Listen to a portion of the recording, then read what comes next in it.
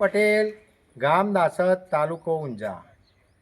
એક ખાસ સૂચના છે કે જીતુભાઈ સાથે વાત કરવી હોય તો 2 થી 3 જ કોલ કરવાનો. માહિતી વગર કોઈને આવવું નહીં.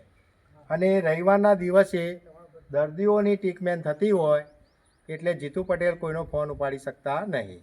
એટલે રવિવારે મહેરબાની કરીને કોઈને ફોન કરવો નહીં. આજે આ દર્દી આવેલા છે, મેં આમની ટ્રીટમેન્ટ કરી.